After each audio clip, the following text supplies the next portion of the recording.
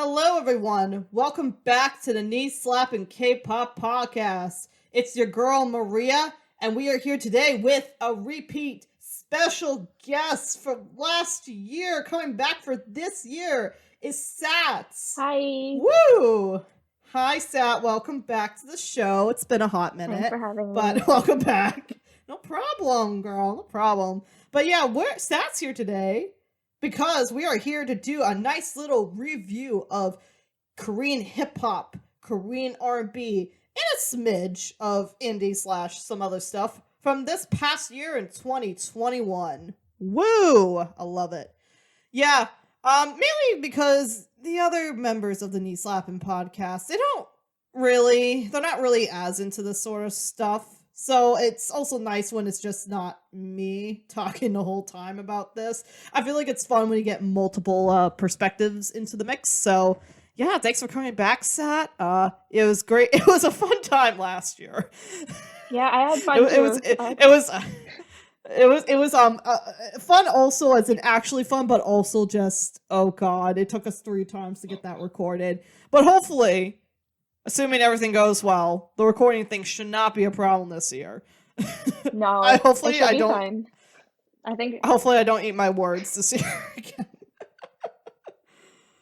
All But anyways, so we are here today to go over all those songs and also dish out some awards and talk about some interesting little news that's happened here or there. So yeah. So I guess to get started, we'll go over a little broad review of kind of what was released. And we'll both point out what we liked. As in like kind of like take this as an honorable mentions kind of list in a way. But also with some other groups and songs and projects that we'll be probably going into a little bit further down the road. So, for my K indie and like other category, I would say some of my favorites this year were The Volunteers, specifically songs Violet, Radio, and Summer, and that is the kR&B rock band essentially because she's the lead singer and then it's 3 other guys on instruments. I thought that was some solid kind of atypical, I guess poppy's kind of rock, indie kind of rock type of album. Solid, satisfied me. We got Lim Kim releasing 2 singles, Mago and Falling, with Falling being the most surprising of the lot. She released that with DPR Cream on the production. Kind of that one in particular is kind of like a combination of avant-garde phase and some elements of like R&B in there. Green War from We Are the Knights. They featured on I think a My Teen webtoon thing. They had a song, I think it was, I'm trying to forget which kind of thing it was, but Becky Aaron also released a OST song for that webtoon as well. But that was I paid attention from them since then, and Green War was a song I liked. TXT, I didn't know where to put this, but TXT had their I think their love song remix with PH1 Woody Go Child and then Sorry. And that one was surprisingly a good remix I wasn't expecting. So gotta give a shout out to that. Peggy Goo, who is a DJ slash electronic producer chick. She released a couple songs, I Go and Nabi, with featuring Oh Hyuk from Hyuko. And 2 solid releases. I especially love I Go. Really fun, like type of dance track. Neon Bunny released Cosmos. Also, she had a kid this year, but Cosmos was a nice return. And her nice kind of dreamy kind of electronic sound. Biggest indie-ish surprise has to be Dee Han with Wake Up. The EP, that was a pretty solid EP. Recommend it. Yukika came back with her city pop with Time About. Surprising foreign remix, I guess, with Galipet, I think is how you say it, with Lolo Zai featuring Beepy. Pretty solid mix.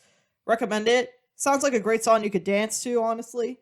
Like choreographed dance. Glenn Check came back. I was happy about that. With a couple singles, one of them being Dazed and Confused. Really like that one especially. Becky Red also, besides her volunteer, her album with the Volunteers.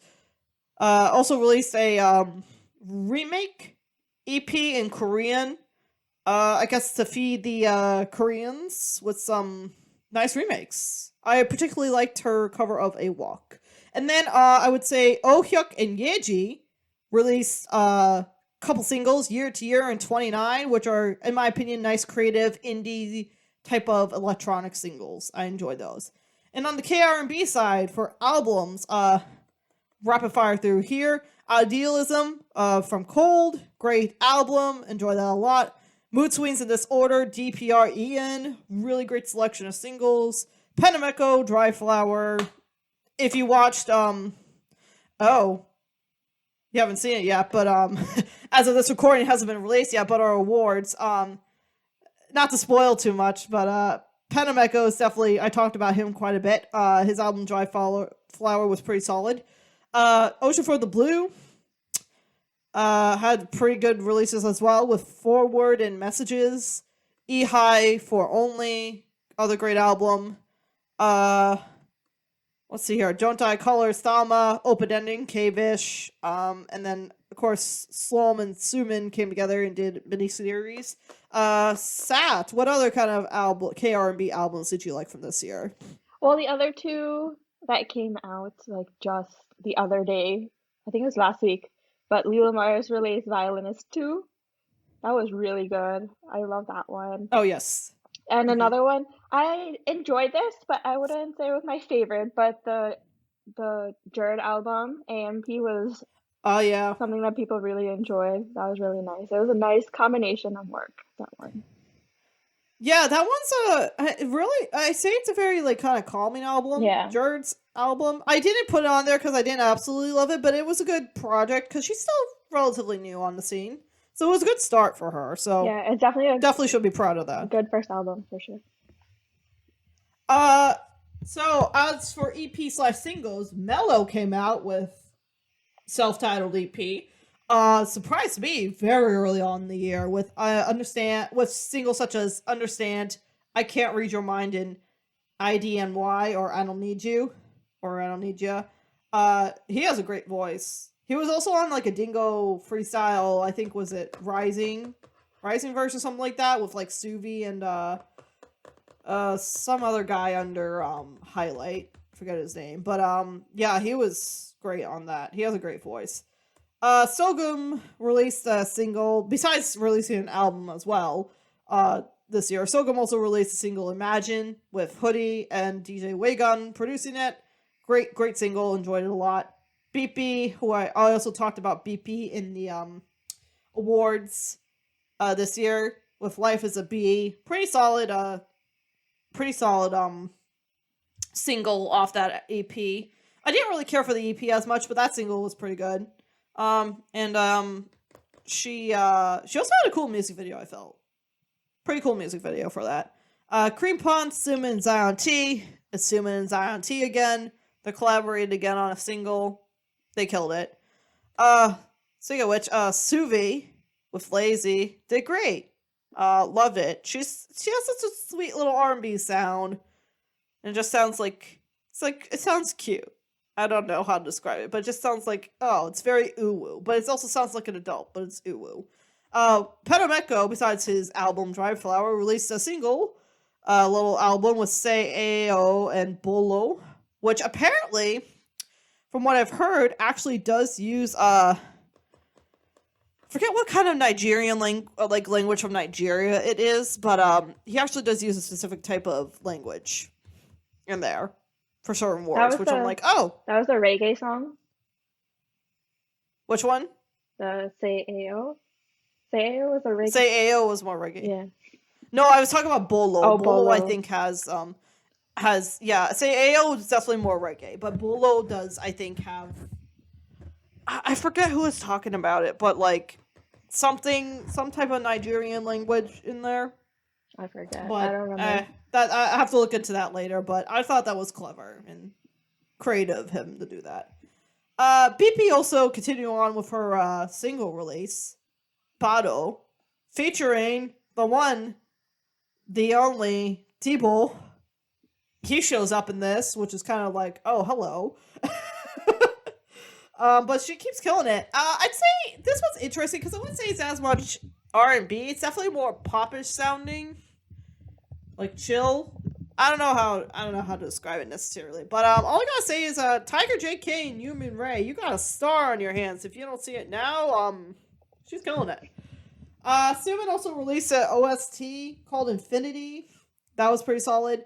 Hoodie released an APD day, pretty good too.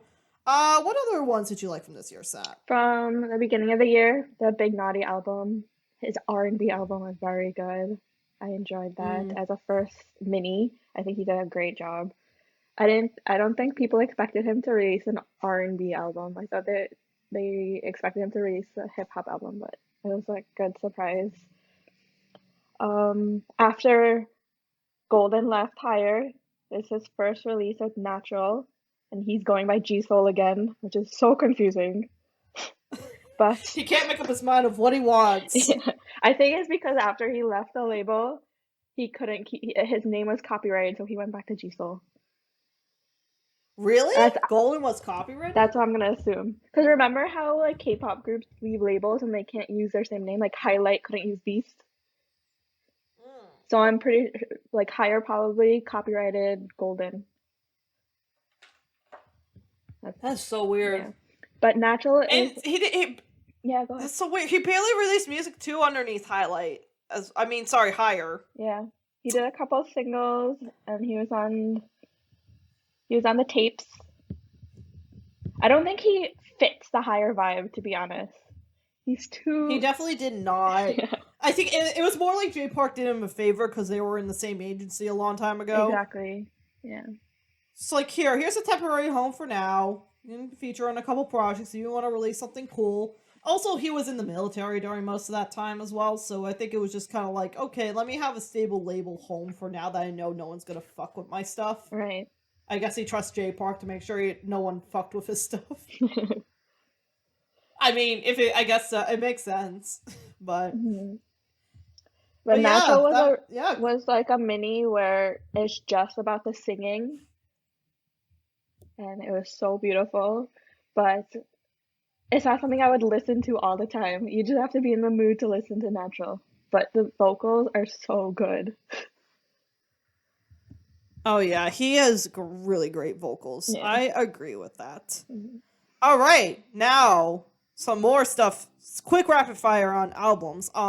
Epic Eye is Here Part 1 for Korean hip hop albums that I really enjoyed. Epic Eye is Here Part 1. I don't know how much Korea feels about Epic Eye, but honestly, they're killing it internationally. People are enjoying that sort of stuff still. They're getting new life overseas, I think. And I think they're doing another world tour again somehow, unless they decide to cancel because of Omicron. But yeah, in particular, I really like True Crime a lot. I blasted that consistently. In Self Defense was really good too. Acceptance Speech with B.I. was great.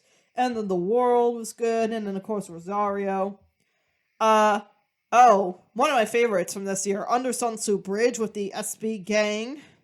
Some great, which features 365 Lit, and then Jupiter, then Taigo in particular. I think those three stand out the most in this EP. This album. And then I'd say particularly Under the Bridge, Star X, To the Forest, Carry On, and Brotherhood. I played a lot from that album. I think it's pretty underrated. It's a pretty good album. Of course, Barry Loves Mood by Skinny Brown. So many bops on that to satisfy your emo trap needs.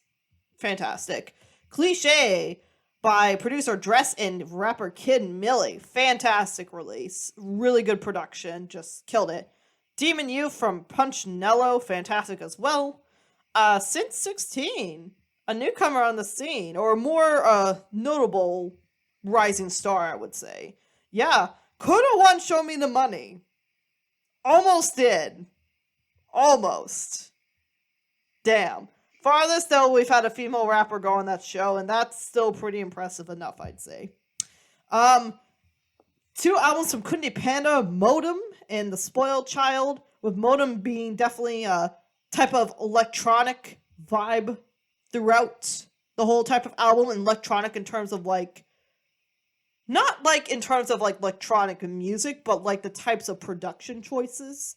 Definitely giving you the computer video game software kind of vibe to it. And then the Spoiled Child being certain types of psychedelic funk kind of sounds, I would say. Both really great albums in their own right.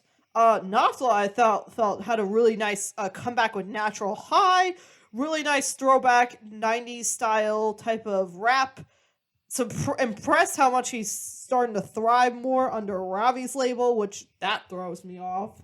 The fact that Ravi has a hip hop label, but here we are.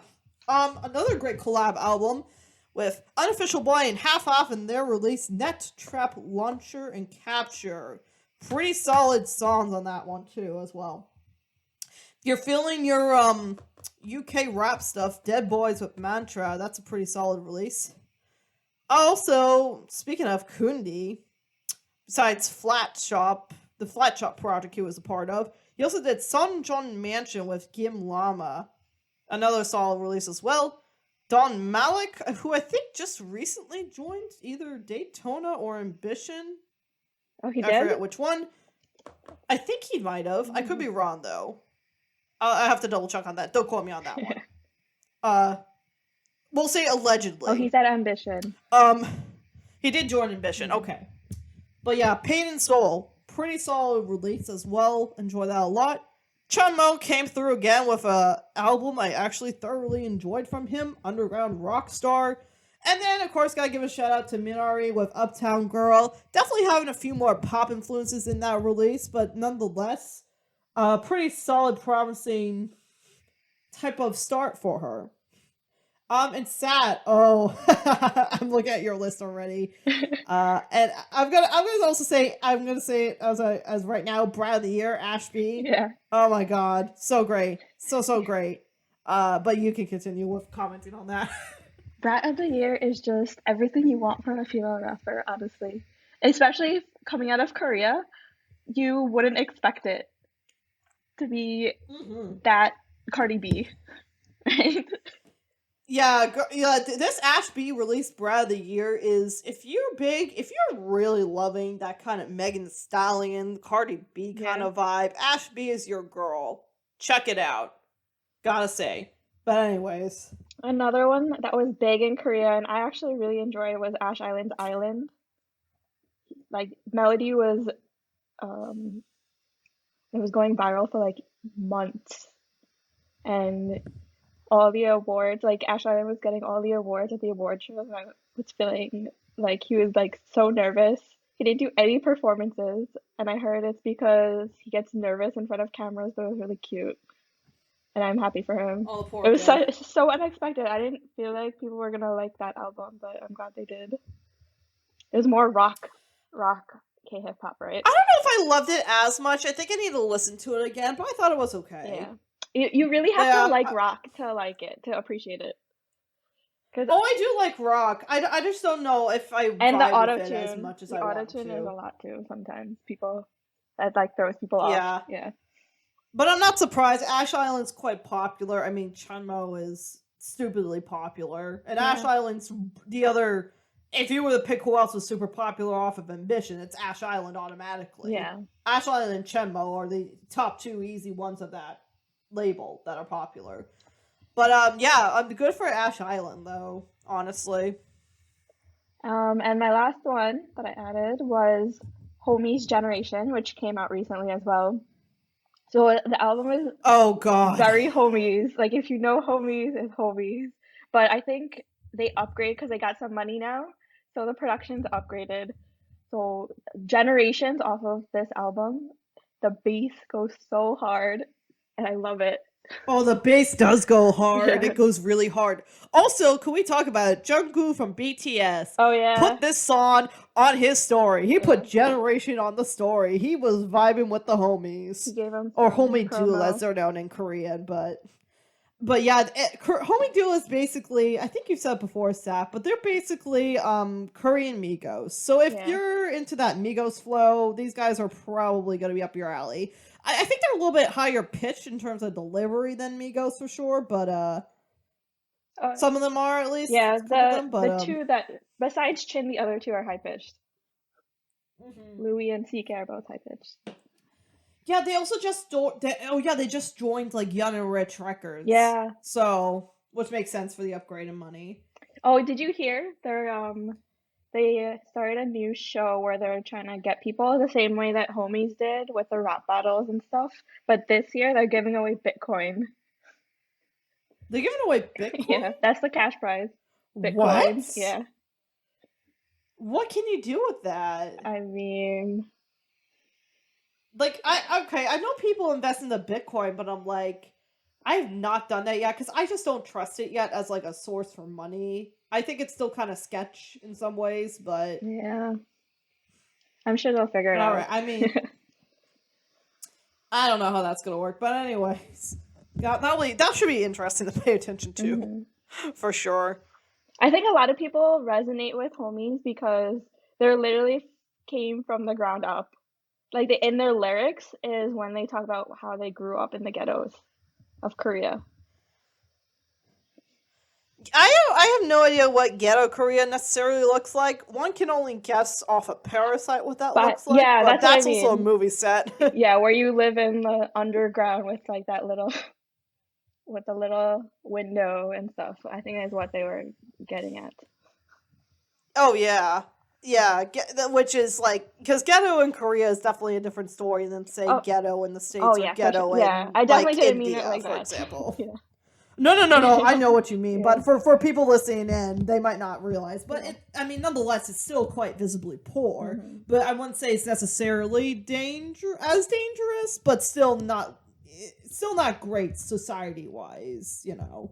I think Korea. They consider it ghetto because I said ghetto because that's how they perceived it in their first album. Like their first album called Ghetto Kids, and that's what they talked about. So that's how that basically is ghetto in Korea, honestly. Yeah. That's as ghetto as you go to get in Korea. All right, and then moving on to wrap it up in the speed run for some EP and singles in hip-hop, we have probably one of my favorite releases this year, period, the Hardcore EP that's self-titled as Hardcore. Which features Swery and Reddy as the two rappers, and then they also have a couple producers in this mix. Great project, fantastic songs. I don't think any of them are skippable. I love them all. Front to back, it flows well. I enjoy this EP a ton. A lot. I really love this EP. All right, and then we got the Tokini Brown 1.5 single album, which is Skitty Brown and producer Toil, with the songs Yeah Yeah Yeah and No Go Back Freestyle. Both great songs. Yeah Yeah Yeah, I know, took off a little bit on TikTok. Fantastic. Was fun. And then we got the Snatch EP with Blase and Spray, with my personal favorite song from that little EP, City. But they also have Back and Don't Worry. Kui released a single, Pal, that I loved a lot. Was great. Just Fun / Loop ? With Ballin' Tiger was fantastic. Great. Ballin' Tiger just hits it out of the park every time. I want them to drop an album or just a bigger EP. They're killing it. They're doing great. Will from Untel with particular songs Clone and A&A. I liked Clone a lot as a single. It made the list for favorite singles of the year in hip hop for me, and it was great. An Omega, I think it's Omega Saipin. How do you say it? I think it's Saipin. Saipin. Omega Saipin featuring with Bauer on the beat with Dolboki. Fantastic song. So good that even Anthony Fantano reviewed it and he liked it. Oh, did he? He did. I saw it. I saw it with my own eyes. I was like shook. But yeah. And then Comb Heart's Rain with Omega Saipin and Lil Cherry. It's a weird, wacky song, but I enjoy it. It just makes sense with those two. Those two would put out a song like that. It makes sense. It works. And then we got Lil Cherry on her own, which actually, gotta mention Pie. It's time to eat with the boy London. London on the track. She got London to produce a song for her, an Afrobeat song for her, and she killed it. Killed it. And that I know is actually trending on Twitter and the rest of the internet right now, the little dance for that. So she's doing great too. Keep it up, girl. But she also released 2 other songs I enjoyed. G, professing her love for Girls' Generation. And yeah, and then Evergreen. I liked Evergreen a lot too. EP-wise, we got Camo with Fragile. Camo surprised me. Just came out of nowhere for me this year, honestly. But great songs. Got that hip-hop kind of singy swag thing going on, and I think she did great. Good one to look out for, I think. Puff Daddy, aka Kieran, but that's his Puff Daddy is his hip-hop alter ego. He did Joshime. Joshimhae, I think it's Joshimhae, however you pronounce it in Korean. Basically, if you're into that like early 2000s crunk kind of style music vibe, he's your guy for it. He's been going big on that. So, another great single in that kind of style. You enjoyed Big Daddy's EP, Sats, but I, in fact, enjoyed more his single album, which was the hip-hop album, Psych! Turn Up. I remember that. And Dalla Dalla Dalla. Fantastic, especially Dalla Dalla Dalla. I think he killed it in that song. And Turn Up was a good collection of people. He had Yeonji, Laywan, Swervy on that one. It was great. Loved it. The most wacky EP by far this year that I've heard, Mud the Student Field Trip. Oh boy. He produced, he wrote, he did everything for this EP. And my God, some of the craziest production I've heard ever. But yet it makes sense in my head. It kind of makes sense together as a song in some weird twisted way. I don't know how the fuck he does it, but congrats to him, I guess. It's impressive, honestly. It's impressive. Justice decided to come out of hiding this year and release a single, Star and Quarantine Freestyle. Both great songs. Dave Pierre Live, too, came back with Ike Cool. One of his... Of course he named an EP after his catchphrase. Hula Hoops and Summer Tights are those songs, and they are fantastic. They are fantastic songs from that EP. And then we got Pax Ward with, I got a random single, was it TXT plus Big 4L? I like that one a lot. I like the vibes of that one. Sakodomo came back and released an EP, which I'm just going to call Morse Code because it's dots and lines. I actually forgot what it's called. But I'm just going to call... I don't know how you say it, but I'm just going to... There's lines, there's dots. It looks like Morse Code, so I'm going to call it Morse Code. Yeah. Morse Code to EP. Morse Code to EP. Great project release. Dude apparently can't sing as well live, so I probably recommend for him not to do as much singing. You saw the video where he was like dying? He was like drinking water every 5 seconds. I'm like, oh god, buddy. You gotta either practice much better or just don't sing as much in your songs so then you can perform them live. I feel bad, but Murder Mind's still a great song, but Pegasus also like that one a lot for some reason. But yeah, I think, was that the Dingo Freestyle one you were talking about? Yeah. With him and Mud and someone else? No, not that one. It was a different one. He was just performing his own EP songs on his own. Oh, jeez. Yeah.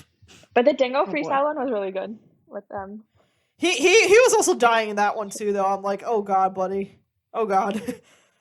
And then, of course, out of the blue, CL just comes back, where we find out 2 things. One, she decides to release some music like the Spicy remix and Hua, which I love those 2 songs a lot. And 2, she decides to actually start dating DPRE, I guess. Well, they never came out and said him. it, but I'm just gonna assume, yeah. I don't think they said it, but the pictures indicate otherwise. It's like, all right, I guess you 2 are dating. Yeah. Well, look at that. Small world.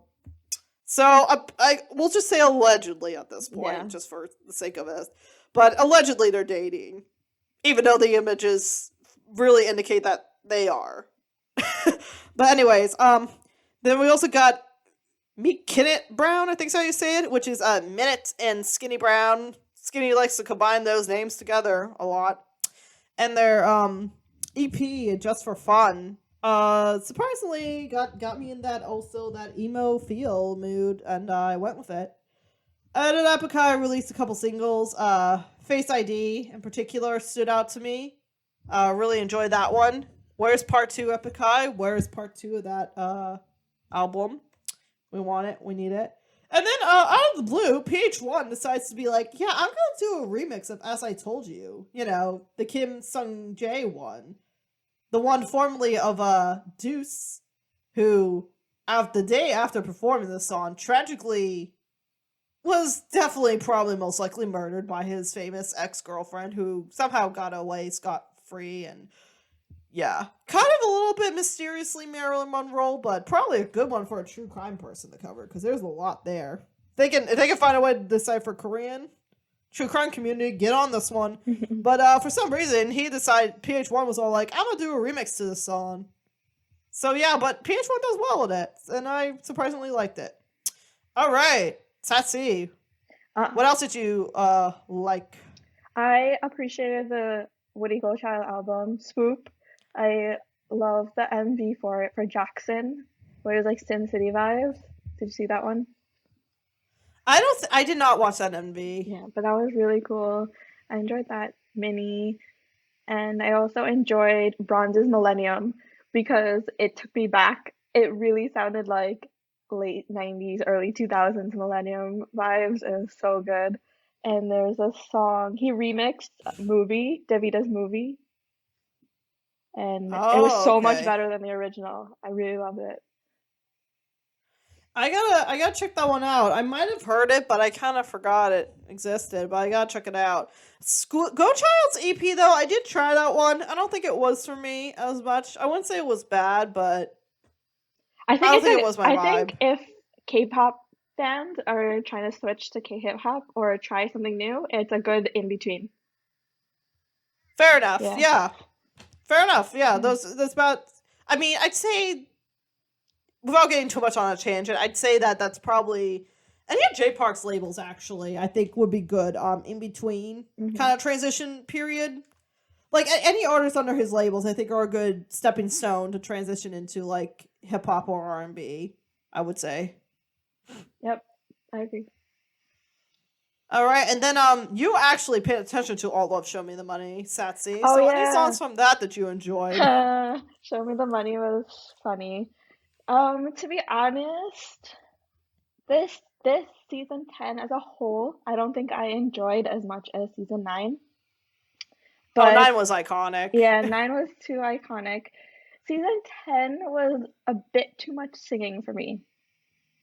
Like most of the contestants were singers, and you could see that people were carrying people through the show. Like I loved Sokodomo before the show, but the first 3 rounds he was terrible. So Slobe and Zion T carried him. If he didn't have people carrying him like that, he definitely wouldn't have made it that far. So you could tell there was some like, all right, friends helping each other things going on in there. And, you know, Yumda had that huge scandal where he let the kid join, like a 12-year-old kid, instead of picking like someone like Sani or something like that. But oh god, I forgot about that. Yeah. And he also got into a bunch of other trouble too. Yeah. Well, people. I think he ripped off the Dogecoin. Was it the Dogecoin? Some like Doge like photo. Oh yeah. For a single. He used it for merch or something. But he apologized for that. I think his biggest scandal with Show Me the Money was that he wasn't serious enough. But I feel like he was really serious about it. People are just mad that he picked the kid, is what I'm gonna assume. Because why? Because it was a child, or yeah, because it was a child, and also he wasn't like. Remember when Ju-chan came on Show Me the Money and he was like super good and everyone appreciated him? They didn't appreciate this kid like that. So when he picked the kid over someone like Sani, it was like a big issue because Sani's a veteran. Was the kid that bad, or he's fun, I'd say. I wouldn't say he's good, but he wanted to pick someone where he thought, okay, he might have potential, but he's very new. And that's what I wanted from Show Me the Money. I didn't want them to pick people where they're like, okay, like Guang Il-jo or Sin and all these people where you know, like, okay, they're so good, they're good. you want those random people to come and spice it up, right? Like Mud, the student. Like he's Oh God, so different that people would take he's a such a chance on him. wackadoo. Yeah. He's such a little wackadoo. So people that will like spice up the show. I feel like we didn't really have that this year because we had Basic again. Like we know all these people, and the songs didn't hit as hard, I think, as they did in season 9. So I didn't really like I don't it. really know of any songs from this season, honestly. The biggest issue, right, was the most viral songs and the ones that people paid attention to were the BO songs. Right? And BO songs are so hit or miss, and Counting Stars was so annoying, but went so viral. Counting Stars! His voice is too much. Benzino, I feel like it also went popular because Benzino was on there, which I'm like, yeah, fair. Because I think he just hasn't released any music in a while, and I think people are just like, oh my god, Benzino, yes, king. So they're like, oh my god, Benzino's on here. So I feel like that's part of the reason also why it went big. It's also because he is half the song. He was also on Gray and Minnow's team. So all the YG sends like love that song, and they kind of made it popular too. Oh god. Yeah. So actually, to be honest, most of the people on Gray and Minnow's team got the clout from them. So everyone on their team did well. I mean, Gray is just a popular producer too in general, so that's not really surprising as well. Yeah. So they got the higher. And Minnow was a part of one. They got the higher and the YG clout, which was good. Oh yeah, they definitely did. I'm happy. But I was happy for Sokodomo and Mud though, because they're like the different that you want from Show Me the Money. It's not like the same old people, the same faces all the time. So I'm happy they did well. I was happy with those two making it as far as I heard, and then props to Sims for making it too. Yeah, like Sims made the second place, which never happens with women on this show. She could have won the damn thing. I was rooting for her to a man because none of my favorites. She was close. Made it to the final. She was close too. Yeah, she was so close. Oh my god. Yeah. Not to say anything wrong to Guaniel Joe or anything, because he sounds like he's a pretty talented dude as well, but. He's like good. He's really good. Yeah, so I guess it could have been worse. It could have been BO. I'm actually glad it could have been BO. She lost. Out of the 4 finalists, it was Guangil Jo and Sims that were the two, like top 2, because they were actually rapping. Because Kanta and BO were mostly singing. Oh Jesus! Yeah. Kanta was literally just singing the whole season. But that's the point. It's a rap competition. Yeah. Why the fuck are you singing? Like Tabor. I feel like Tabor. I love Tabor. I know Tabor more as like a singer. Yeah. So like he's cool, but like, why did he go on the show? Did he actually rap? He rapped a little, but it was mostly singing. But that's the point, though. Yeah. Like it's a show but for that rapping. Was the problem with Show Me the Money in general for the past 2 years. It was mostly singing. I'm like, why, guys? Like Weinstein, like even him. Yeah, no shade to once. Because I love him. He was my because he's good. My favorite. But also, like, dude, why are you going on a rap show? It's a rap competition. You're rapping, not singing. Oi. Oh my god. Anyways, though, shall we talk about? Since I'd say that's news of the year. We could talk about other news of the year too. High School Rapper happened. I don't know who won. Oh, Do you know who won? High School Rapper was Trade L. Oh, Trade L did win. Okay, that's right. Yeah. I'm not surprised. He literally just joined Higher, and it's like, yeah. What do you think of his album or EP that he dropped? Did you listen to it? I thought it was okay. I prefer Trade L without the autotune. Because I like his original voice, so I like that one. But the last track that Dress produced, that one was my favorite. I forgot what I said.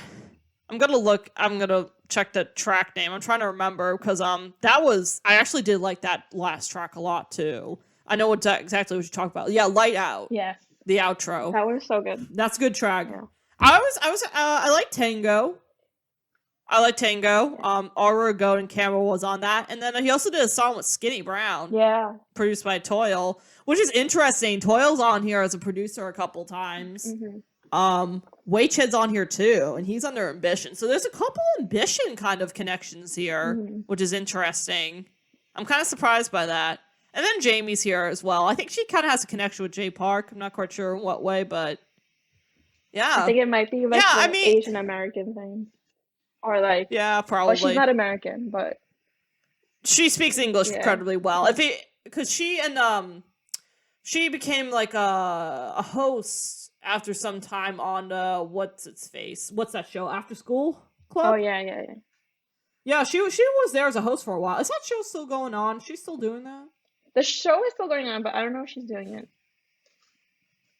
Yeah, fair. Yeah. That's a long running show. I remember when that show was around when I first started. It was like Eric and Kevin and that was the only way. Whoever else was on there. That was the only way for foreigners to get in contact with their K-pop fans, K-pop stars, though. At that time. Oh, I remember when Young BTS was on there. Yeah. That was something. That was something. Oh God. But yeah, that was like the one connection then at the back of the day. Yeah. Speaking of K-pop connections, we could talk about Jay Park's Revenge, aka well, actually, there's a couple of things involving Jay Park. We could talk about the fact that he first acquired not one, but two GOT7 members into both of his labels. One for Yukyum and JB. One for AOMG and one for Higher. Which, actually, I guess first things first, do you think they went to the correct labels they were supposed to go to? Or do you think that they could have just been in one label together? I think it was correct, only because JB produces his own stuff, so I think he'd fit with Higher better. But I felt like Yugyum was more Higher as well, but I see the point where you can't put them both on the same label, so he's fine at AOMG because he needs Gray and Simon D will be producing his stuff anyway. That's fair. So he needs people to actually produce his stuff, and Gray can make hits. Yeah, he's good at that. And JB's got like a crew, right? He's with the crew with Junie and them. Oh, that's right. He wants probably flexibility in that, so I guess Higher gives more flexibility somehow. Yeah, I don't know how it does. Maybe the way the label's set up. But I was listening to his podcast that he did with Eric Nam, right? And he was talking about how he differentiates himself within himself. Like he has the JB on Higher and he has the Def where he's the producer and stuff. And he was saying how the album that he made with Higher, he made with thinking that, oh, these are the songs that the public would like and expect me to do. So this is what I'm going to do. And that's what I felt about the album as well. It was so what you'd expect from him. And honestly, I thought it was pretty basic compared to what he releases as Def. Does he mainly release as Def on like SoundCloud or something? Yeah, SoundCloud. And when he was at JYP, they released it on YouTube sometimes, but it's mostly SoundCloud. And he does songs with Junie and them. It's like, well, you can release things with what people expect of you, but like you can also play around with that too. Exactly. It doesn't need to be as basic. Like he could definitely like the Cha-Cha song. It was so basic. It might be a Cha-Cha Malone and a Higher issue too, right? They give him like the most basic stuff, and it's up to him to play around with it, I guess. But still, Are you talking about Switch It Up with Soko Domo? Yeah. Yeah. I did like that one though. You like it because it's Soko Domo more than JB. Oh. Yeah. And then Yugyum released an EP too. I thought Yugyum's was better. I didn't expect Yugyum. Well, I expected this from Yugyum, but I thought it was better than what I thought it was going to be. I did like a B-side from his. I think it was like All About You with Loco. Okay. I like the Davida one. That was the first song he released too. I have to go back to that one. Yeah. But yeah, I mean, honestly, considering they're both under a J Park label, I just want them to do Just Two again. Yes, that would be nice. Can we like bring that back if they want to do it? Can we just bring back Just Two? I think you both have the same boss. Yeah. He'll both ensure you'll have royalties for both. Like, it's like, come on, let's do it. Just Two. Bring back Just Two. I thought Yugyeom would do more dance music, more like early J Park. And he just did more like R&B. And he said fart. Which I feel like they're both doing. I feel like they're both doing R&B too. Yeah, that's the thing too, right? They both did similar genres. But I expected that from Just JB, Two, but not from Yugyeom. Again, go back to do Just Two. Yeah. Let's go. If they could be more experimental and like don't do basic R&B beats, then it would be good. I think it's a good start. But like I think that's the thing. They're both starting out. Yeah. They're both kind of doing the basic things that they feel like will hit the most with audiences. Yeah.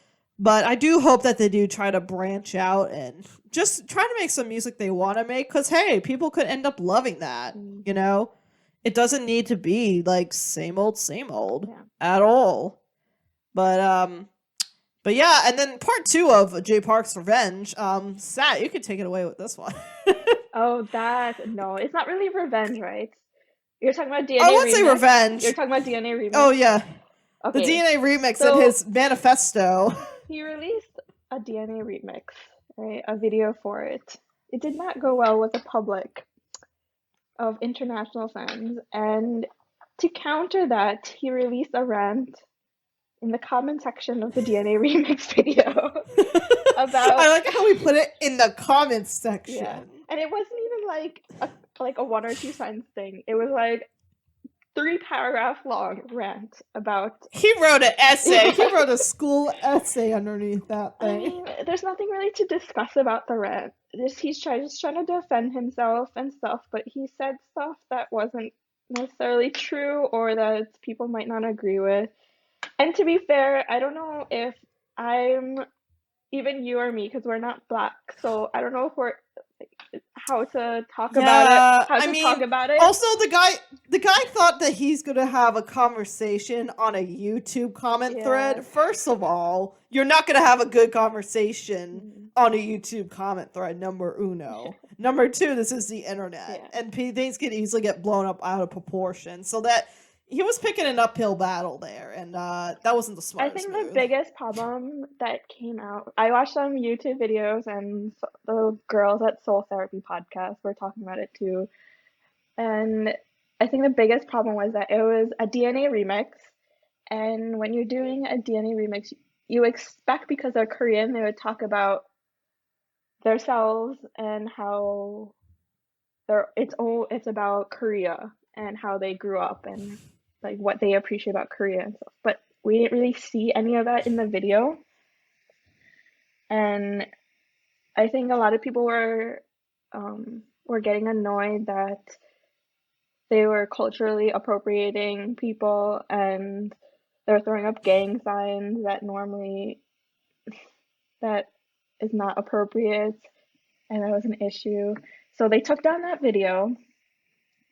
And also, that video was boring. Yeah. It was like an atypical Korean hip-hop video with all style, no substance to it. Yeah. It was just boring. Yeah. There wasn't much to it. It's just a bunch of people attempting to dance terribly. And, like, what else is there? It wasn't good as a music video. And they released a new video, and that one was really nice. And that really showed the cultural aspects of Korea, and they did that really well. And I appreciate that. Yeah. They should have just done superior that instead of music video. He should have just done that instead of making a rant. He should have. Making a rant. Putting his foot in his mouth again on the internet. But when has he not done that? That DNA remix controversy was like a hot topic, not just among Korean fans, but all like K-hip-hop and kR&B fans. But it was also like it spread into K-pop, and everyone was talking about it because I think Black people are just sick of being culturally appropriated, and that video just took Yeah. it too far for them. Yeah, it was just such a it was just not a it was just a basic music video too. Like the remake they did was a much better one stylistically and just better images. It ties back more to Korea. It makes more sense. You see more of like quote unquote in real life shots of Korea. Right. Like it's like and also I don't know. They call it a DNA remix, but yeah, it doesn't use the beat of DNA or something similar to it. It doesn't sound like DNA. It doesn't sound like Kendrick Lamar's DNA, which I think is what it's supposed to be. That's what it's supposed to be. If I'm not mistaken. Yeah, it doesn't sound like it. It doesn't sound like it's. I don't know. I mean, granted, remix could be a remix too of the instrumentals, but I'm like, usually there's a connection to the original song so that you could tell. And for me, I couldn't tell. And the other disappointment about it was everyone, like, most people enjoyed the remix. So when you enjoyed it, you want it, like, and this controversy is attached to it, it's hard to accept it. Like, oh, good lord. Yeah, I mean, it's just really surprising from a dude who, on the internet at 15, was all like, I fucking hate Korea. But you think he... and then that's what got him in trouble in the first place and kicked out of YG. That's the other conversation that was happening, right? You'd think that J Park grew up from that, and he's been in the industry for so long, and... It's like, buddy, you haven't learned about how to act on the internet. And it's not... You haven't learned. It's not even about the internet, right? It's just like... He has such a presence in the Korean hip-hop and R&B scene. Like, if he actually wanted to educate people and tell people about, okay, this is what cultural appropriation is, and sit down and have conversations, people look up to him and change because of him. So if him and, like, other people that are just as big as him talk about change and how what's appropriate and what's not appropriate, people, like, the scene would change, but he doesn't do that. He just continues to just make excuses. So it's hard to defend him. He's way too busy. Yeah, exactly. Yeah. He's too busy running his labels. Yeah. And even if he did try, I don't know how much receptive a lot of the industry would be to it. No, but that's what I'm saying, because he's so like so many people look up to J Park. So I feel like if he did, and people would listen. Maybe. Yeah. Maybe. I would hope so, but to be determined on that, I guess. Yeah. And then a couple other quick ones. BY went into the military. Deep Flow got married. Head in the Clouds happened, and it included a couple other familiar Korean acts such as BP and the DPR gang. And then probably this one kind of came out recently. Probably the somewhat saddest one, because I think this has been under speculation for a while. Johnny Quest was confirmed to have been arrested for fentanyl, and then I think if I'm not mistaken, dealing fentanyl, and then had some other charges with drugs and whatnot, which is kind of sad that now fentanyl's being brought into the industry, essentially. I think now, what was happening was they were giving trainees and younger artists fentanyl. Yeah. Which is like, oh, so many levels of. Did the other up, names come honestly. out of who it was?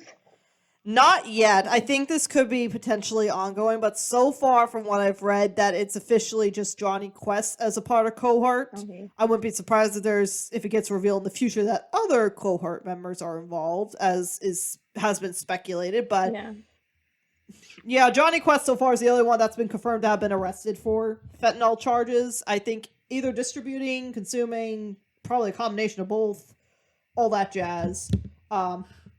And probably just having fentanyl in general. But yeah, TLDR, kids, don't do fentanyl. Whatever you do, just in any situation, whether it's I don't know any places where fentanyl is legal, but whether it's legal or illegal wherever you live in the world, just don't do fentanyl. Trust me, it's a highly, highly dangerous drug, and you can easily die from it. And be worried, because fentanyl can be easily laced into things as well, like into weed, into other types of drugs, to make it more quote unquote stronger and more potent. So really be careful, like with when it comes to that. Just don't do fentanyl. Of anything, don't do fentanyl. Don't do heroin. Yeah. Don't do those drugs. Yeah. To put it simply, because it will ruin your life in some way, whether legally or just health-wise. But yeah, so kind of a sad ending to that, but don't do drugs, kids. On to some awards now. I say sad. Would you wanna do some of the more fun awards first and then we go into the more serious awards? Yeah, do the fun ones. We'll save like the big ones for last. All right, so to start off with the Late to the Party Award, aka you really came out last minute this year, didn't you? With Blase by Blase and Fana for his release. I think it's Fantastic. I haven't listened to them yet. I think it was Fanatics. Literally just listened to them like a few hours ago, and I think they're pretty awesome albums. Except they literally just dropped them like a day or two ago, and like a little bit too late to put on the list, but I will probably be bopping to these going forward a little bit because they are some solid releases, but only if you release them slightly earlier, then I would feel better about talking about them. But solid albums, check them out. Blase is more of a you could see the UK drill / grime influence on that one. If you're into UK and UK rap and stuff like that, you're gonna like that album. And Fana, his album, it's definitely more, it gets an old school vibe that I really enjoy. Not like complete old school, but like it has a reminiscing style of that. Let's see here. The Korean Loves Them Way Too Much award goes to BO because he needs to be gone, thought. I think the last time I checked, he like 3 of his songs were trending on Melon, like top 5. Number 1. Yeah. It's like top 5, number 1. I'm like, Counting Stars, I feel like is the only single that I'm like, okay, fair. But though I listened to some of his other stuff and I'm just like, He's very, Counting Stars is the only one that I see is legit. He's very hate him or love him. Korea loves him. I mean, hell, they even put him on the Jordan's song. Yeah. Whatever the Jordan song's called, I forget. Yeah. I actually like that one. I don't get what they did to Davita's vocals for the chorus necessarily, but some weird auto-tune there. But like the features and that was people a in the nice song music were all video pretty as good. well. That was a good music video. video. I like that music video. Yeah, Synths was on there as well, which thank God they put her on there because yeah. Anyways, the Megan Thee Stallion Award goes to Ash B, specifically for Santa Baby. Oh Lord! Everyone has to listen to that. For anyone who wants their super sexual Christmas song, there you go. She got it for you. Yeah. White Christmas on my body, like White Christmas on my body. That's just the beginning. Take that as you will. But basically, again, you want your Megan Thee Stallion fix, but in Korean, Ash B is your girl. She is your girl. The TikTok Award, actually I'm going to do a last minute change to this one. We're going to include 2 songs for this one. The TikTok Award goes to Pie Life by Lil Cherry and Ya Ya Ya by Token and Brown. Because those 2 were the ones I noticed that trended on TikTok in the Korean sphere. So, yeah. I saw the Pie Life one with Jay Park, where they were eating that chocolate thing. Before you know it, he's going to try to get Lil Cherry and her brother into higher music. No, they would never. I feel like he would try to. Jay Park would try to get anyone to his label. He's like trying to become a conglomerate. They have to let me take a page from Hybe. Both of them have to stay independent, or else like they'll just turn commercial. You can't do that to them. They're too unique for that. Didn't they create We the Plug, but are they not a part of We the Plug? What's We the Plug? Is that man? Like the label We the Plug? Oh, I thought it was Sauce Cartel. Cartel. I Am Jam We the Plug. Oh. I thought or Sauce Cartel. Maybe it was Sauce Cartel, probably. Yeah. I thought they were involved with We the Plug in some capacity. Maybe that was when they first started.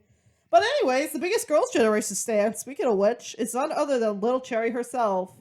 She talked about it in G.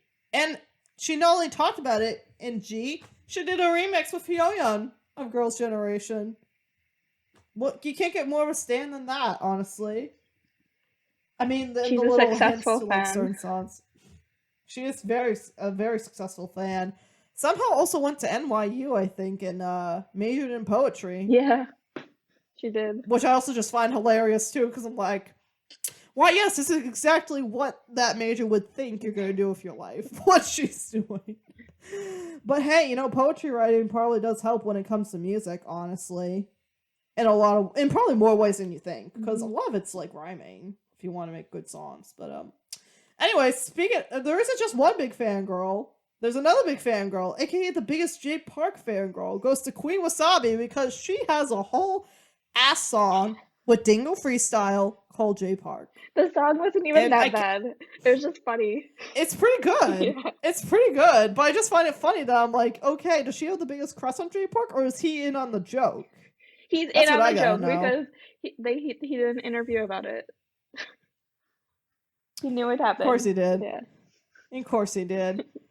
The Global Icon Award, the one who I think blew up the most internationally, is for sure none other than Beepy. That girl is on a tidal wave up high in the sky. She is just killing it overseas.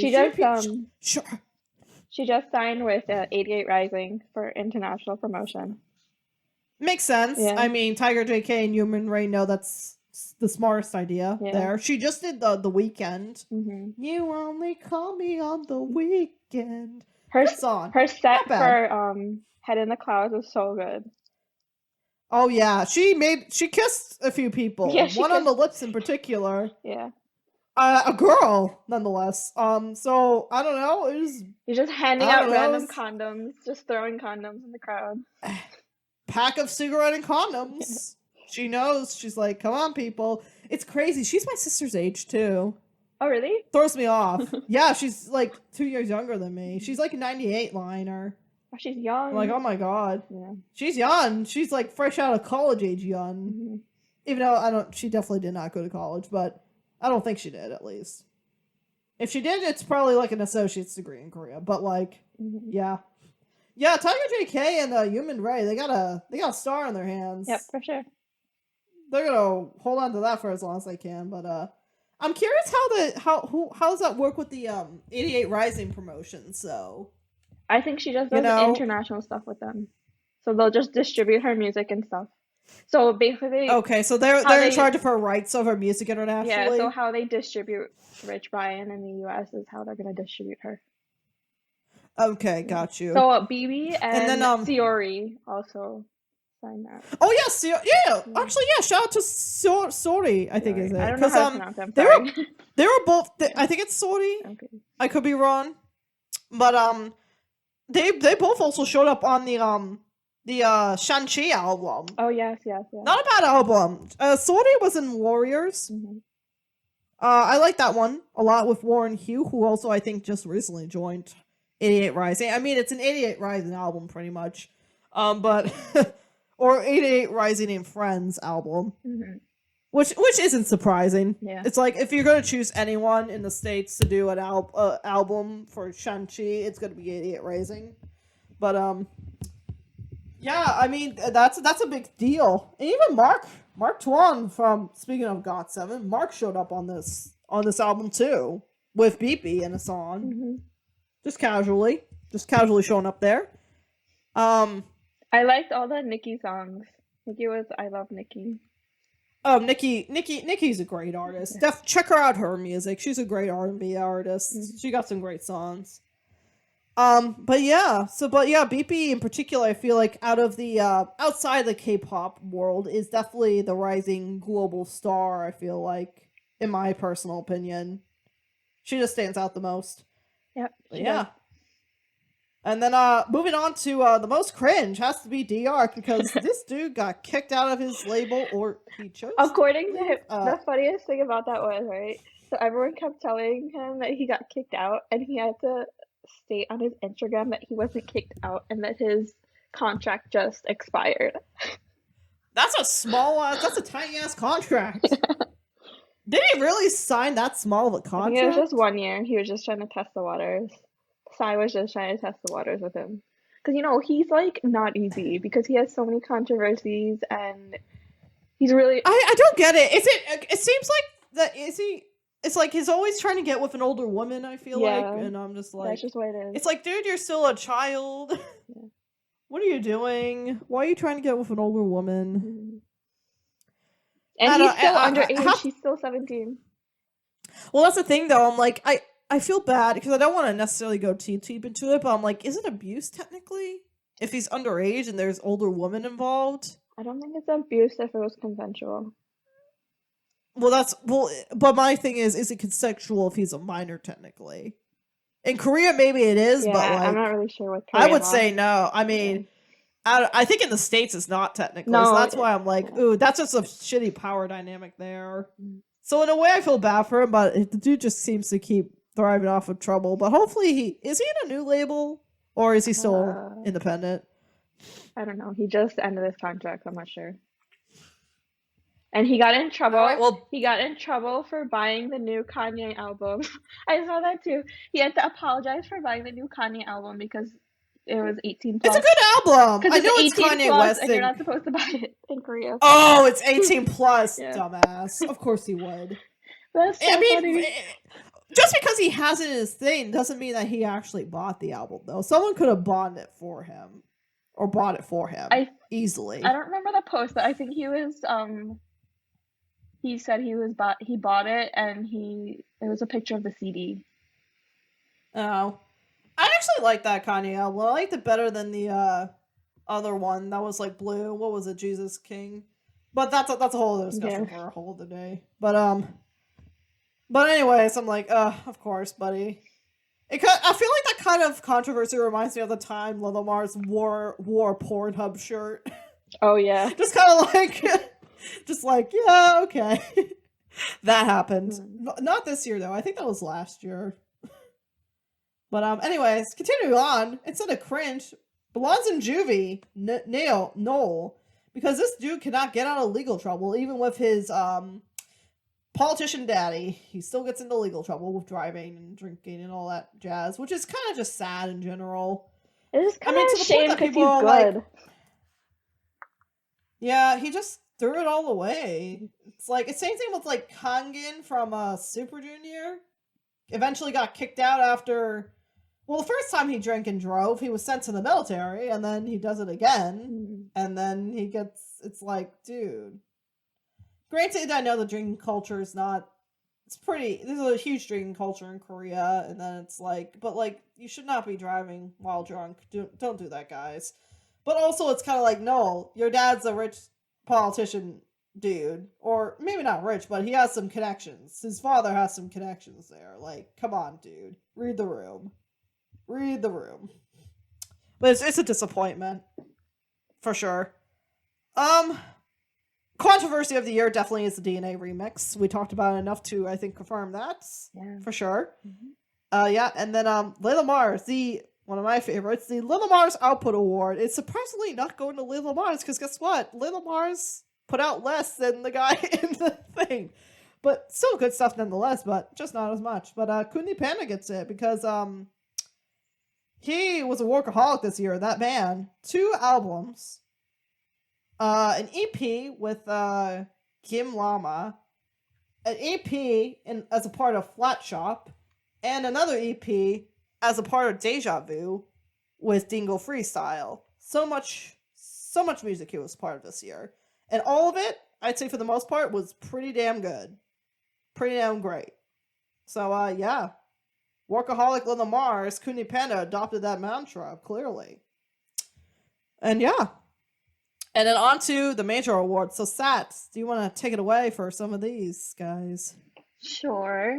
So, label or crew of the year, I chose Wayside Town, which includes, I think the top 3 this year from them were Lila Mars, Skinny Brown, and Toil. Toil obviously had his album, as well as being a judge on Show Me the Money. Skinny Brown had so many albums, so many collaborations this year. He did so well. And Lila Mars obviously dropped like 4 albums a year anyway, every single year. But this year in particular, I loved, I think 3 out of the 4 albums this year. And Violinist 2 was my favorite. So they're definitely like crew of the year this year. What about you? Oh, I agree. Crew of the year for sure, Wayside Town. They just killed it overall. I also want to give a little shout out to Pentagon was mostly quiet, but he dropped a pretty good single recently with Kid Millie. Want to give some shout out to that. I think it's Cost. Cost, I think it's called. I could be wrong. I'll double check that. But or Cash. Hold up. Oh, Cost. Sorry, it is Cost. But yeah, that was a pretty good single. Also, he did a bunch of work last year, with like multiple groups and whatnot. JC Yuka also was part of an EP this year that I thought was pretty solid. Welcome to Kikakao House, I think, with Pateco and Kid Wine. That was pretty good EP. I like that one. It's very much a singing EP. Guitar, all that jazz, but like JC Yuka also just uses a guitar a lot, or goes for that guitar sound, so it's not really that surprising. But yeah, I like to give the shout out to those guys. But no, yeah, they did great this year. Skinny Round killed it. Skinny was everywhere. Skinny was just like, I am outputting the fuck out of here. Once he joined Daytona, he was just like, output. We're having a party. And he went with it, and he had fun, clearly. Layla Mars, Violinist 2 is fantastic. I think his, what was it, the EP he also dropped this year, which was basically essentially a collab Boy Code EP. Almost, except for one song. Well, speaking of which, let's get an official Boy Code EP. Let's do Boy Code 3. Let's go. Boy Code 3 EP. Let's go. Except Lil Mars edition. That was good. That was good. And then he also did I think it was the L release. I think he dropped the Lux edition or the regular album this year. I like 777 off of that one the most, and then Catch Me If You Can. Those two singles were pretty solid. But yeah, pretty good output. And then Toil was definitely getting everywhere this year. Yeah. Toil is so a great producer in general. He's good at modifying his production sound to what kind of artist he's working with. I'd say his most creative production has come from when he worked with Layla Mars, but like he still is great at producing other like rap songs and whatnot. And then I'd say in terms of actual labels, Deja Vu and Daytona I think have been killing it in particular this year. Like especially with like the Dingo Freestyle EP, that was a great EP for Deja Vu to drop, and then Kuni Panda just killed it throughout this whole entire year, period. And then Daytona, the Rise of Daytona, man. Yeah. All I gotta say is there's a lot happening there. Like literally, Skinny Brown. They got money. Like who else joined? They like Skinny Brown, Mellow, what's his face, Futuristic Swaver, and there's other people as well. But like, yeah, they just hit the ground running. They hit the ground running, and they're doing great. All right. Next one, I guess. The next one is Music Video of the Year. This one was a little hard this year. I didn't have one particular one, but I really enjoyed the G music video by Lil Cherry. She had some really cool outfits going on in there. It was just colorful, bright, and I love the song, so I was like spamming it, obsessed, because it's just like Barbie Girl remix basically, but it was so catchy. So I enjoyed G. Oh, the G music video. The G music video is great. Yeah, I agree. And then I liked the Sin City one, the Woody Gochild Jackson one. That one was a good one. The Sokodomo video was nice too, with his single. Oh, Murder Minds? Yeah. Yeah, Murder Minds is a great MV. Face ID I think is a pretty good MV too, from Epic High. I'm trying to think. Oh, the hardcore music videos for Yuppie and 60 BPM. Yeah. How to do a budget MV but make it look expensive. 101. Those music videos are how you do it. And very clever ways of editing, I think. But yeah, I say those are of those. What would you say is the best for sure? The best for sure. I'd probably go with Sokodomo. Yeah, that was. I agree. Yeah. Because there was actually a storyline, and it's honestly It's honestly, in some ways, without getting myself in trouble, kind of relatable. Yeah. Because I feel like at some point in our careers, because essentially the storyline's like, it's like Sokodoma's like a office guy who's like mad at his boss and job, and he essentially has like, I guess, these visions of him being like essentially like a murderous thug, if you want to put it like that, but like a classy one. Mhm. I don't know how, like, just going crazy and just like, let me kill my boss, but not actually, but like him getting his feelings out, even in like, not literally, but like in his head, he's getting his feelings out like that. But like, it's definitely relatable, because I'm pretty sure everyone has had that one, maybe depending, various degrees of shitty boss, I would say, that for sure. like, can you just fucking die? So I guess this is like that extreme, like, visual personified version of that. So I find it to be highly relatable in a lot of ways. I also like how they did the murder mine to make it look like a Netflix intro. That was clever. Oh, that was, yeah.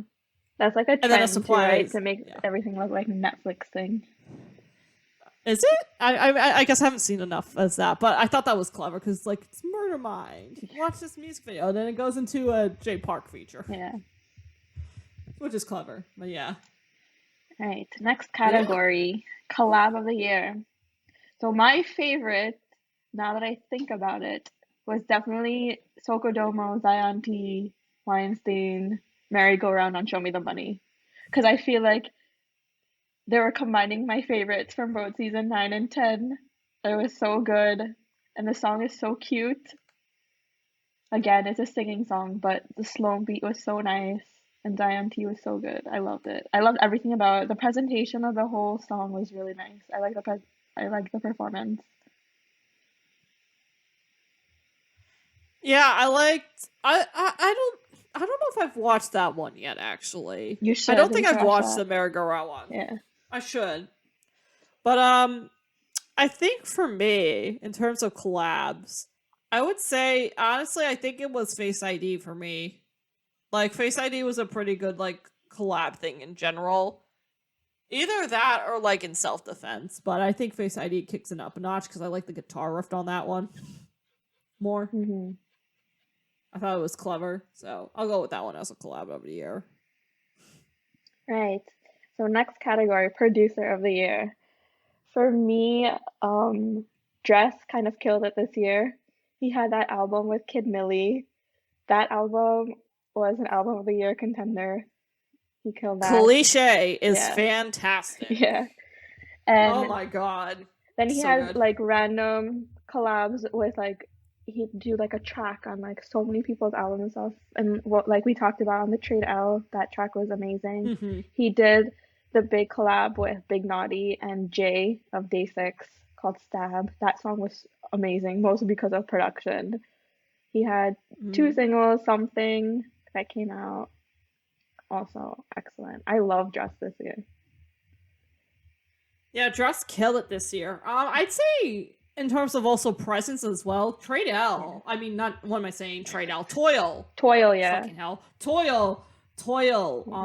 Killed it this year too. Yeah. I mean, granted, I think Toil's been killing it the past few years, but especially this year, I feel like he definitely got to more of a mainstream presence. Yeah, because he was on Show Me the Money, and also he had his own album out this year too. Had his own album out, which actually I did not care for as much personally, but it wasn't bad. But like whatever he did with Skinny Brown was great, and just him getting his name out there, and just I just hope he also continues to do work with like similar people too. Like, let's bring out a Toy Story 3 with Lila. Oh yeah, that would be nice. Yeah. We need another Toy Story release, like maybe another Tokini Brown full release, or Tokini Yuka Brown project again, like they did last time. Like, let's keep doing some good combination mixes there. Keep that up. He's definitely great when he focuses on like a singular person, and it's like, or a couple singular key people, and creates a great product from that. But yeah, he's been getting popular, so I'd say him too as well. So next category, we have underrated album of the year. For this one, I chose Sloan and Sumin's miniseries. I love this album so much. It's so Sumin. and So Slow. It's like the perfect combination of both of them. And I put this under underrated because I feel like we were in a Discord where the community loves Sumin. So for us, it wouldn't be underrated, but there's a running joke that our Discord for that like is feeding Sumin because we're the only people that listen to that album nonstop. That honestly, it feels like it, but it's such a good album. Yeah. It really is. I don't understand why Like, Sumin oh my isn't God. more popular than what she is in Korea. She's so good. I feel maybe a little bit too unique for them. She does have more like standout-ish production. Yeah. And maybe her voice is just not as catchy, but she does a great job, honestly. But she seems okay for now in her own lane. Slom, I'm kind of surprised that right before his Show Me the Money debut, he decides to do an album with Sumin, which I thought was an interesting choice. Maybe it's a good way. It's a good way, though, I think, to show versatility for him. But I would not mind another miniseries release. It was like from top to bottom. It was like a really good album. There's no songs. It really is. I wouldn't skip. It's like a really well produced album, and Sumin just has great honey butter like vocals, so it's fantastic. And I would say another underrated album for me is Under Sunsu Bridge, because I thought that was with the SB Gang. That collection of rappers, singers, maybe even producers, great, surprising release. I kind of literally discovered out of the blue. Most prominent member I would say is 365 Lit. And then I would say also Tygo and Jupiter show their presence a lot too in the album, but 365 Lit has also been getting more popular on like Show Me the Money and all that jazz, so he's a more notable member of the group. But like this was a pretty solid release. I mean, heck, they got Palo Alto on the song Star X, which is pretty impressive for not being as well known. So like, it was a good, solid project. I wouldn't say it was absolutely amazing, but I think it was definitely underrated and should have been talked about more this year as well. I think a lot of albums that come out super late in the year, like November, December, don't get talked about as much. No, this one came out earlier, though. This one came out like around January, February. Yeah. I feel like I listened to it, but I don't remember. Yeah, I think it was because it's like didn't really have that many big people. I think it kind of flew under the radar for a lot of people. Yeah. So. Okay, next category is R&B Song of the Year. I gave this to Panameco's Jaja. That song is so catchy, and the production is so clean. Bale cha-cha. Yeah. It's just like a casual listen song. It's like you can spam it. It's like I play it on repeat all the time. It's so good. And the live performance is good. If you ever see the band version of it, you have to watch it on YouTube. It's really nice. Oh yeah, that was a great release. I'm just like bale cha-cha, bale cha-cha. It's like stuck in my head now. The music video for that wasn't too bad actually. Now that I think about it, I actually remember that music video. But yeah, that music video was nice too. Good release. It's like space theme or futuristic theme or something. Yeah, I mean, I gave this song and him as like R&B artist and song of the year because I was just like, yeah, they killed it. He killed it. You know, it was a good. It was a good thing. And then I guess I would ask you your hip hop song of the year. What would you say? Oh, hip hop song of the year. Come back to me. I gotta think about it. Hip hop song of the year. That's a tough one because I'm like, there's too many. Like, way too many. This year was too good. It was just so many choices, honestly. I'm gonna check out my Spotify Wrapped to help determine this. Hold on. No, because there's so many good albums that it's like hard to pick. I mean, for what I think was fantastic, I'll probably go. Actually, I should know about this. The definitive choice should be 60 BPM for me. Okay. Because that one, I'm like, yeah, this one for sure. I selected, and then I gave album of the year though. I'm trying to think what I replayed the most. I replayed Skinny Brown's album a lot. Barry Loves Mood, and then I would say I don't know. I might want to go with technical best though. I think I think Cliche with Dress and Kid Millie takes the cake on that. Yeah, because that's a really good album. That's a good one. Yeah. I think I'd go with Punchinello, Boy in the Mirror. I love that album so much. That's great too. That's a great one too. Yeah. It calls back to his I know it was like Zero Chanel or O Chanel. I think he has a different producer name now though. I forget his. I swear O Chanel changed his producer name. But he did it harkens back to that EP he did with them, Ordinary. Like some of those like dark heavy vocals, like in Absinthe, and like he just goes further with that in Demon Youth, and it's just a really good production. I'm like impressed that came out of AOMG too. I forgot he was part of he's part of AOMG. I'm like, whoa, AOMG's creating cool music like this, bruh. But yeah, that's a good choice. It's a good album. Next song is Album of the Year. What do you think is Album of the Year? Album of the Year. Oof. All right. Ooh, I mean, hip hop album. I did say Cliche. I would say it's Cliche. Cliche.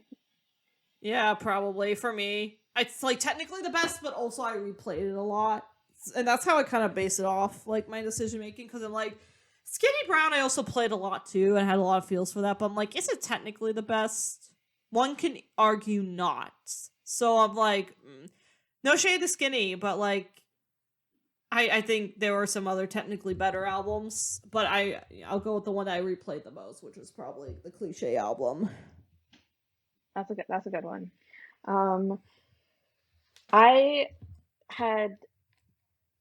There's 3 albums that. Actually, 4 albums that I listen to a lot, right? Some of them. Oh, you're gonna list 4. Okay. Well, I'm gonna list 4 and then pick one. So the one album I listened to nonstop was Demon Youth, Punchinello, and that's because that was like a gym playlist. I used to listen to it all the time when working out, and it was just like it was so good. It is great music. It is great music for the gym, though. Right? Like that, those like angry type of vocals, the type of like. I don't want to say harsh production, but just like it's very much like it. He sounds again. It harkens back to like Absinthe. Right. You know, it's that very harsh, grungy kind of like sound, and he's just really good at that.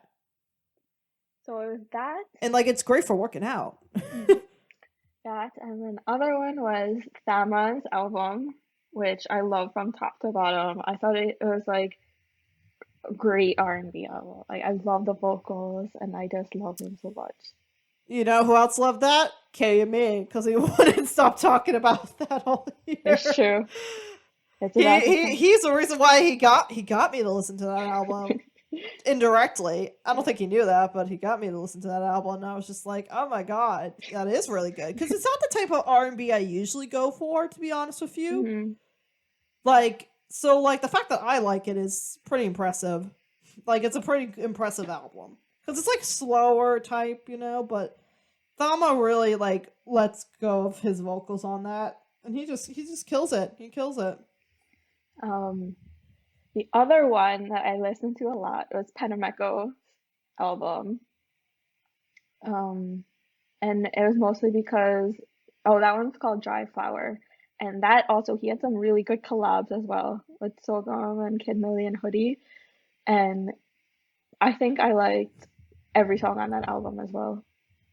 And Penameco's just so good, production-wise as well. Oh, yeah. Everything he makes is like a hit. He knows what he's doing. He knows what he's doing as a producer. And he was doing a lot of live stages as well for some of them, because he's at the side label. So he's actually getting promo. So yay for promo. So it was fun. Like the hotel lobby one was really fun. I love that one. But that's cute. The album that eventually won out for album of the year, it came out so late, but I had to give it to it, was Lee Lamar's Violinist 2. because it's like art.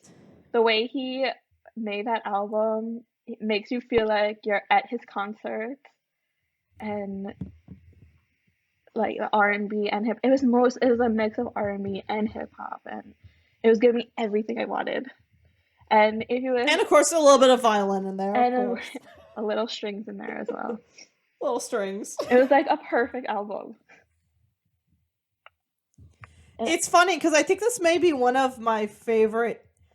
Well, Lila Mars, I feel like I tend to prefer his collab projects than just his own solo projects for whatever reason. Because I feel like I feel like with his collab producer projects, I feel like he finds the producers he works with, he finds a way for them to pull out himself in different directions that I think for the most part work really well. That his solo album releases, for some reason, I haven't like fully hooked on to some of them. But Violinist 2, I think, stands out to me as like his best, like, it's just him release. Like, this is him and only him, and he just kills it here. Especially on songs like Selfish or CC La Famille. Like, really good songs. Yeah. CC La Famille is really definitely one of my favorites. For sure. Selfish is like incredible too, in the way that it incorporates like UK drill and grime into that in a way you would not expect. And I'm like, whoa. I feel like that's gonna be a new trend because that came out and then the new Blaze. So it might be a new trend. But like, as it should, because everyone should get onto UK rap. Yeah. Because UK rap's fantastic. It makes trap in the States look like horse piss. Like, it's like trap who? Yeah. Move on, be gone, thought. UK grime and drill is here, and it's fantastic. I love it. I mean, granted, I love that style of rap, and also it's just really cool to hear people rap in a British accent. Honestly, because it's just like, whoa, it sounds so foreign, but then it's just like, all right, this makes sense. But yeah, Violence 2. So you say that's your album of the year? Yeah, for sure. Because I think it came out so late, so like, but still, if it came out early in the year, I would have been listening to it nonstop all the time, and I'll still be listening to it. It might be a top album going into 2022 as well. If you see my rap, it'll probably be on it in 2022. I would not be surprised, but yeah, he did great with that one. He did fantastic. And then what we got? Rookie of the Year? Oh yeah, Rookie of the Year. I think my Rookie of the Year is Sokodomo for sure.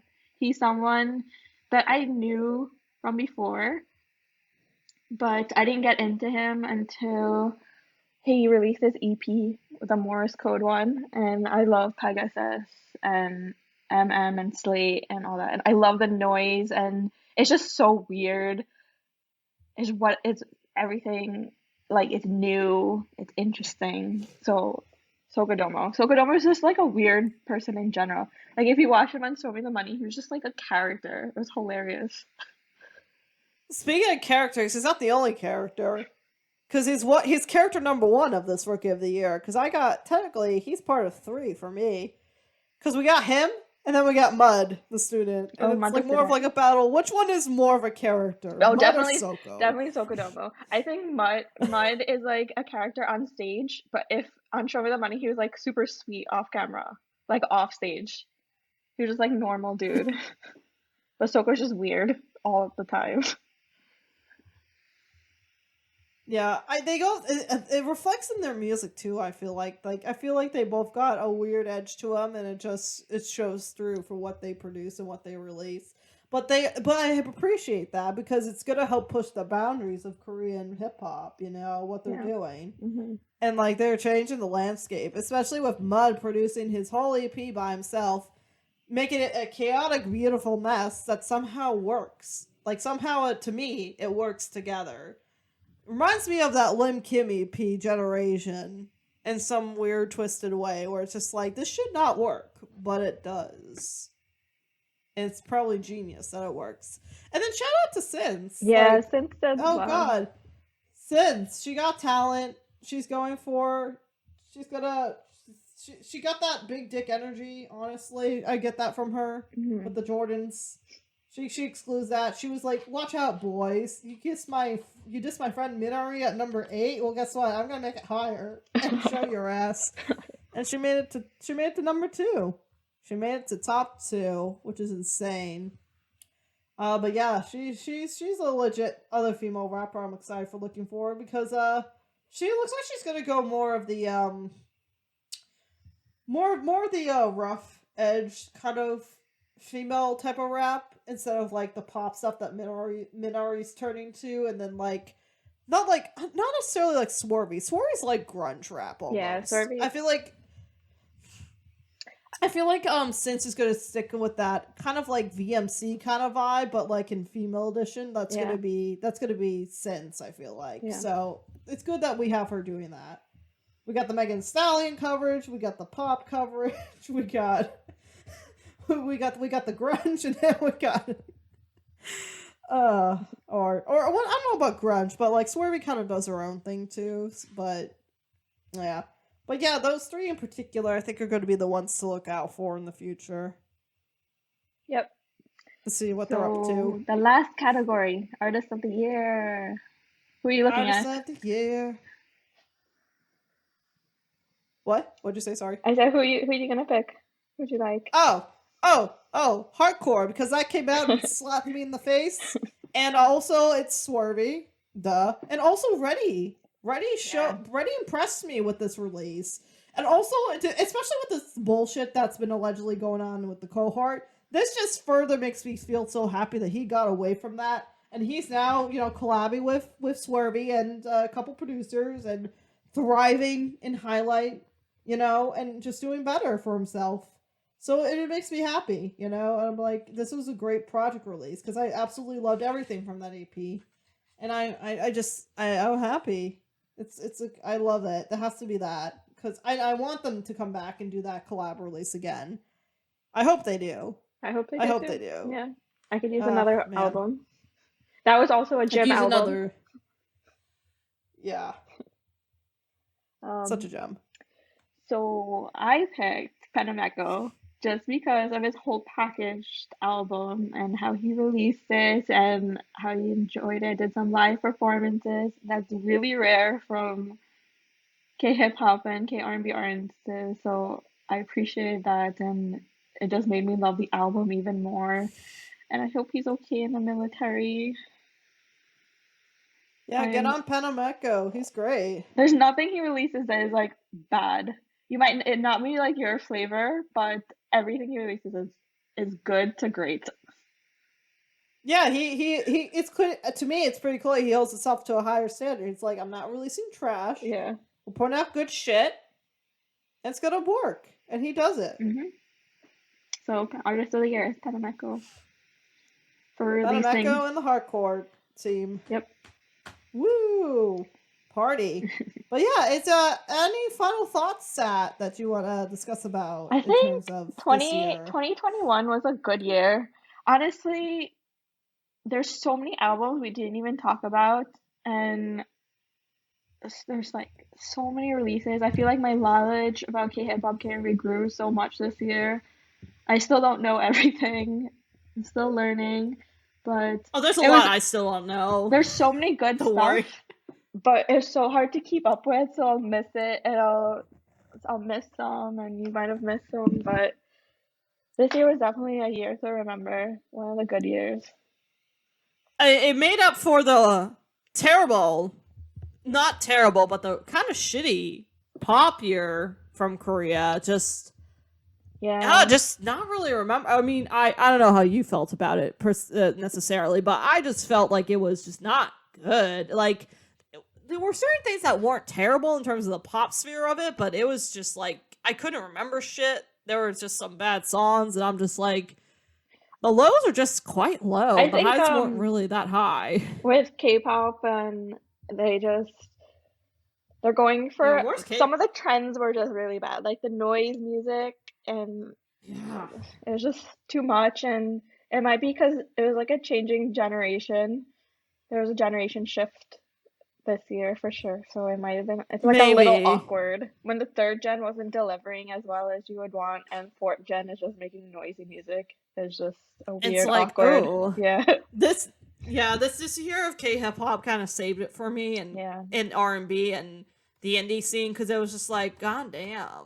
I was just like, give me something good, and I felt like for the most part they delivered. One could argue last year was probably better overall in some aspects, but like I still thought we got some great quality stuff. I think last year we got a lot of stuff from like higher AOMG and stuff, and this year we got a lot more like underground people and stuff that we didn't expect come out that shocked us, so we appreciated more in 2021.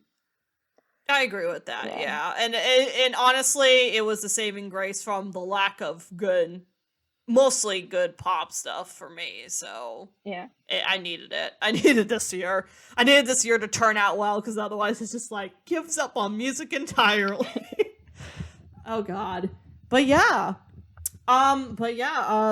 This, I guess I'll start to do the outro bit of it. So yeah, unless you have anything else to talk about Sad in particular. No, that's it. Or did you like to comment? Thanks for having me. Oh, no problem. Absolutely. Anytime. Welcome anytime, Sat. Just knock on my internet door and I shall let you. That just sounds really bad. I'm sorry. That just sounds really fucking Just knock on my internet door. Knock on the internet door, or I'm down. I mean, I'm down to talk about whatever, honestly. But I definitely, personally, I want to do some plans in the future to talk a little bit more about some K-hip-hop stuff, maybe in a future birthday episode if I get around to doing a PowerPoint for it, but to be determined. But I would absolutely love to invite you back at some point, Sat-C. Sure. Maybe another end of the year thing, maybe something else, but if you're down for it. Yeah, for sure.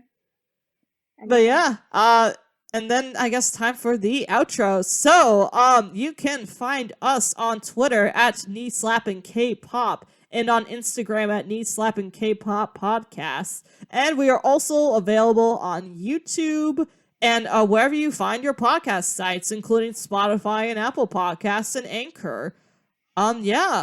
So yeah, we are gearing up for the upcoming for 2022.